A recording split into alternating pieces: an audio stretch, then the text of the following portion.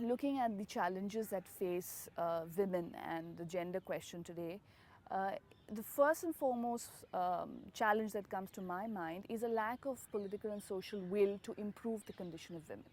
On paper, everything is very well structured and very well sort of voiced, but when it comes to translating it into action, there's always a stepping back from really growing the whole hog, so to speak.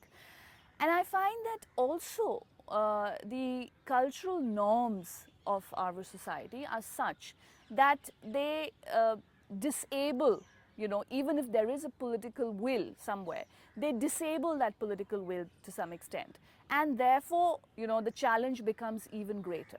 And it's often said, when you look at gender literature or you look at the situation on the ground, it's often said that women are the worst enemy of another woman. So, and I somewhere do second that, because what happens in a situation like India, there are various structures of stratification, in society. So gender is just one of them. Caste and class also get mixed up in this whole question of gender, where women of, let's say, an upper caste would discriminate against a woman of a lower caste. And the same goes for class. So somewhere women themselves are not able to come together to be able to voice their concerns or, fight for their rights in a forum where, or in a forum that they are given by the state. So there, I think, lies a challenge for gender. I would say that a real life story comes from really, the lower and the lower caste women who are not only facing a gender difference, but also facing a caste difference which stigmatizes their very identity. And the kind of, discrimination that they face because of that, and I'll give you an example.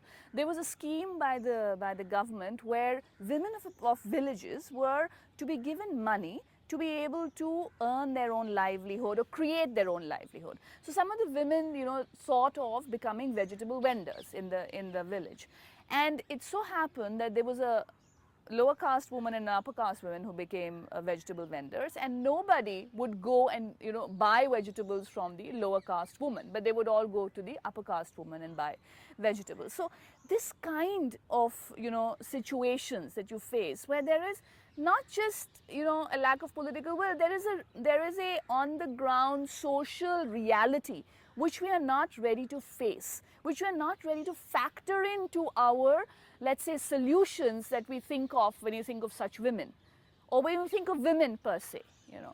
We are not willing to accept it. And the moment you start accepting that there are various layers that make up a gender discriminated situation, then the solutions that you think of will also be much more practical.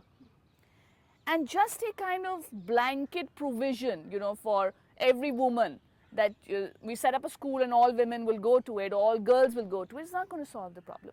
You have to understand where these girls are coming from.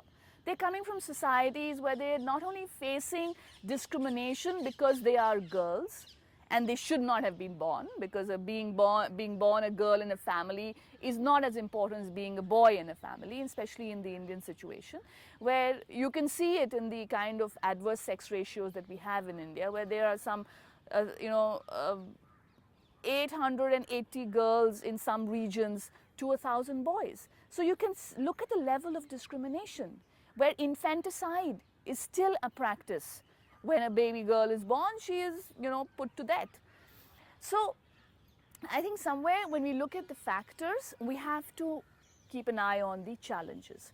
And the solutions which will emerge from looking at challenges more closely will be more meaningful solutions. The solutions today that we have in our society are much more to do with schemes for women or cash endowments for women. You have what they call the self-help groups. And these self-help groups, what do? They actually create groups of women, come together, and they generate income for themselves. But often these self-help groups forget, or the people organizing these self-help groups forget, that there is a class and caste dynamic that they need to deal with also. And when they don't do that, a lot of time these self-help groups don't work out. So somewhere I think the solutions need to come much more from taking a closer look at the factors that are leading to discrimination of women or leading to this inability to pull women out of their socio-economic situations. And I think a very important tool in the hands of the state to be able to empower women and to be able to, let's say, look at it as a solution is, again, and I would still say, education. Though education has become a very hackneyed solution, and they say that education along with employment is going to provide the solutions for women's situation in the world and in the country today. But I think education, not only the way it is today, it has to be quality education which trains women to be able to help themselves emerge out of these situations that they find themselves in. For example, a woman, if she's educated, should be able to move out of her village, find herself a job, and be able to earn an income for herself and her family if need be. So these kinds of solutions which are real, which really give women power. Just in education, which which we find in this government schools and the private schools in villages today, are not the solution, because this education is very elementary. Two, there is no manner in which to assess whether that education is such that it will give the girl a power to realize her full potential or not. Because I think ultimately knowledge and education is what is really going to pull women out of this situation, because then they will be able to raise their voice, they will be able to articulate what their needs are, which they're not able to do today. This education is not giving them that power. So yes, it is the ultimate tool to empower women, but not the way it is today. And I think economic independence also, which comes from education, is a very important solution to look at.